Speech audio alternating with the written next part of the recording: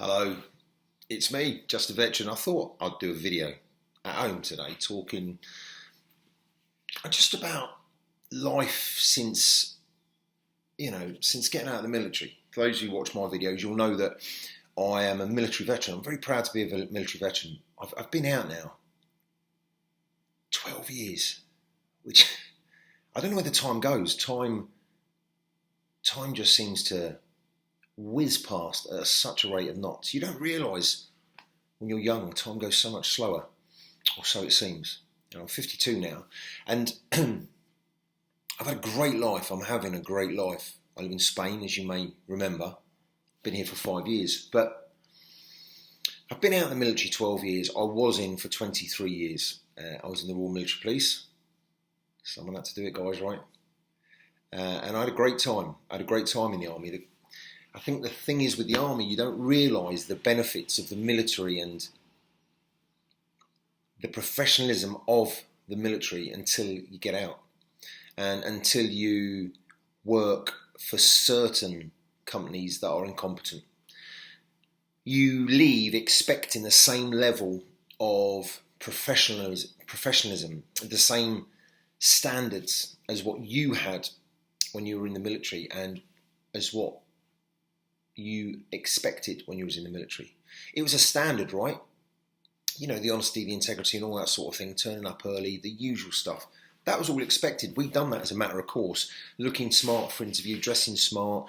Image was everything, yeah? Image was everything. So looking smart, being respectful, even if you're not keen on the person, being polite, being punctual, working as hard as you can. And that's not what you find in a lot of jobs in Civvy Street. It's not. I bounced around. I worked for a company. I'm not going to mention names. It's a great company as an auditor and as a security manager, and they were really good. But I realised quickly that I didn't fit in. You don't fit in. You don't. I found that I was a square peg trying to push myself into a round hole. And you may be able to relate to that if you're a veteran. You just don't quite fit in. And it took me a while to realise that it's fine not to fit in. And actually, I'm not going to change being me. I'm not going to curtail my mannerisms, my personality, or my expectations. It did end up in sometimes a bit awkward because I would have certain expectations. And when they weren't met, I'd be quite, not on the warpath, but I'd be quite opinionated, you know. Like one business was going to send me to Northern Ireland to do an audit. It's no problem at all, I'll go. Of course I will, it's my job. But when I asked about a risk assessment, they looked at me as if I had two heads. What are you on about, risk assessment? I was like, well, risk assessment, going to Northern Ireland. Yeah, well, I'm a veteran, and?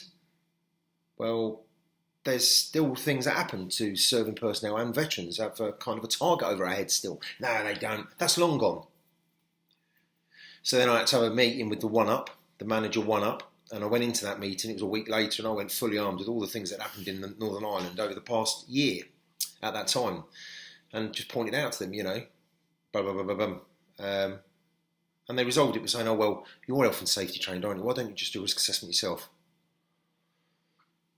So I was made redundant not long after that. Isn't that a surprise?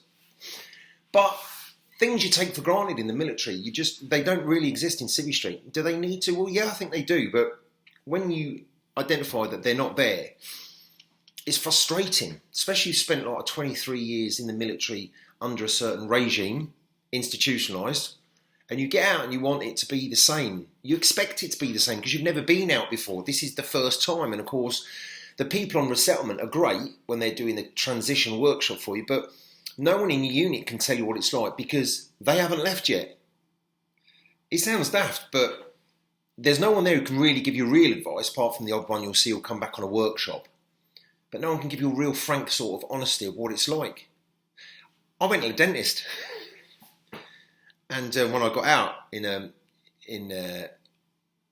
Donington, in Telford, and I walked out without paying. I shit you not. Because I thought Well, I don't know. I don't know what I thought. I've been having free dental care for 23 years, so I didn't think. I look back and it's crazy. I didn't think I had to pay. So when I went back the second time, I paid, and that was my second visit. I ended up having to pay, and I said to the wife, "I just had to pay for the dentist," and she went, "Yeah." So sometimes some of it, I suppose, is being a bit naive as well. You know, when you come out, there is an element of naivety because you don't know what to expect, unless, of course, you've lived several years in Civvy Street before joining up. I didn't. I joined the army. I was 17 1 month when I joined the military. So I was still learning about life, let alone, you know, how things worked, tax and all that sort of stuff. And you look back and it's all done for you. I was never overtaxed or undertaxed in the military. It was all done. You know, the clerks were brilliant. The paid clerks and the admin clerks, they were great at their job. Things run smoothly. And then when you come out, I had a job where I had a tax-free car and a tax-free fuel card. Sorry, a benefit in kind, they call it, don't they? Company car and a fuel card, benefit in kind. I thought, wow, this is amazing. And the salary was good as well. And I was like, wow. A year later, I got hit with a huge tax bill. I was like, what the fuck's this? I didn't know that I had to declare that as a benefit in kind. I didn't know I had to do that. No one told me that. No one at the work had told me. I hadn't been told that when I left on resettlement. I thought a company car was a company car. I thought it was a perk of the job. Well, I quickly found out it's not. A company car is actually a pain in the arse. You've got to fill in your P111D or something like that and get that squared away. But it's funny. Naivety. The dentist, the tax bill. The expectations of certain things that just don't exist. Expecting people to treat you and speak to you as you treated and spoke to other people. Yeah, I was a monkey. I was military police for 23 years, so I had a level of customer service skills. I had to. You have to speak with respect to people. You can't just talk to them like they're something on the sole of your shoe. I found out in Civvy Street that happens. And so all these frustrations culminated with the odd occasion where you'd have a bit of a flare-up, you know, and you can't tolerate what it's like. And so you get a bit anti and you F and blind a bit and use the C-bomb quite a lot, which is fine, I think. So being out 12 years, I'm still never really out. I created an organisation, an association over here in Spain. It's called the Military and Blue Light Veterans, MBLV. Been going since February 2020. And it's great because we find ourselves new friends, new cliques, new groups. And we're all ex-military or emergency services and prison service. So we've all got the banter. I'm still surrounded by these people.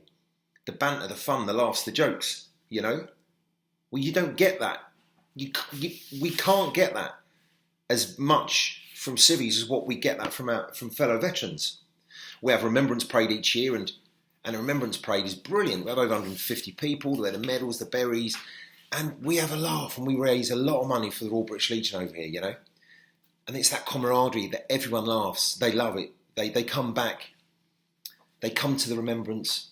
They're a bit of trepidation, like, oh, I don't know whether to go or not. And then they realise there's no fee. You don't have to pay. You just come along, let's pull up a sandbag, spin some dits, have a few jars, have a laugh and a joke. Oh, and the byproduct is that we raise money for charity. And in 5 years, we've raised about just short of 50 grand for local charities. But it means that I'm still around those people with the same values, the same standards as what I've got. And that's really important. And all up and down the UK, you've got these breakfast clubs, haven't you? They're great. I'm not going to slander the British Legion. They do a great job. But for me, over here, they're not for me. They're not for me. They're not for me. That's all I'm going to say. If you know, you know. But the MBLV we've created is great. It really is great. It's a registered association. Just summer ball, like I said, remembrance. Sometimes have a Christmas do. We have a meet every couple of months. And one big thing that we do now is it's called Arboleus Rocks, and it's a concert. And it's here in Arboleus. And there's about 600 people come. It's a proper 10 metre by 6 metre by 2 metre high stage with a light gantry and everything. And this year we've got 5 bands and a DJ guy doing like a DJ set house music. and they do it all for free. And all the profits, it's a free event, all the profits go to Arbalest charities. So that's great. But those people that are out there that don't have something like MBLV, it must be really hard because they're having these frustrations and they're having to deal with them and maybe not have anyone to bounce them off with, you know, not being able to say to people of a similar ilk, or not being able to just have that banter that we fucking love being military, right? It's good. We're good people, military people. We are good people, but we are different. And if you've got out and you've just got out in the military, don't change. Continue to be you. Continue to be the person that got you promoted in the military. Continue to be that person.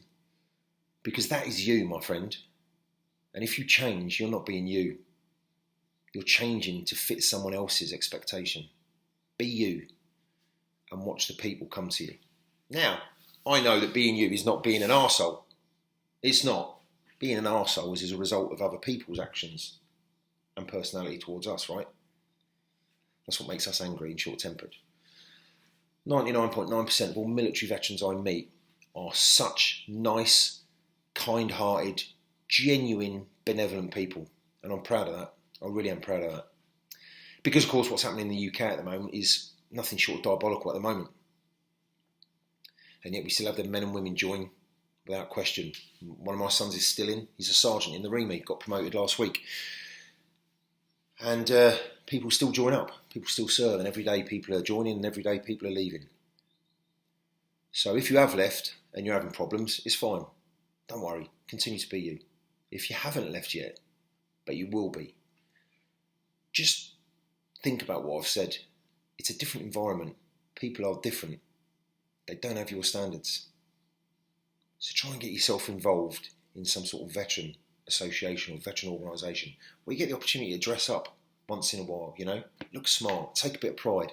Maybe join a Freemasons. I'm a Freemason. I've been a Freemason for 25 years now, and it's great. Lots of military and police join Freemasons. The camaraderie, the fraternal brotherhood you've got there, the connection, the meeting people that you wouldn't normally meet, sharing one common goal, and that's to help those less fortunate than yourselves. And it's a big part of my life now, Freemasonry. I love it. I really do. You meet amazing people there, amazing people. And we do amazing things for those people less fortunate than ourselves. So, what's that? 13 minutes nearly of hopefully not waffling. Hopefully this video has been some use. Hopefully you'll be able to take something from it. And if you do get this far to the end, do us a favour. Put a thumb or something in the comments. Let me know that you got to the end. I don't want to waste your time. I only want to do material if it's being watched, if people like it. I don't want to waste your time, you know, cutting halfway through a video and leaving. But if you have made it this far, please do put a comment to let me know, so I know that, yeah, I'll do a couple more of these. You know, I do want to talk about my ADHD as well. Be interesting. It's not nice saying that, is it? I've got ADHD. But it's something I've accepted. I'm actually proud of it now. It can be a superpower. But I'll leave that for another video. Anyway, wherever you are, whatever you're doing, thank you for taking the time to watch me, Just a Veteran, talk this far. Just about stuff on leaving the military. And I'd really appreciate it if you give me a follow, subscribe, and obviously give us a comment down below. Thanks very much. Have a great day.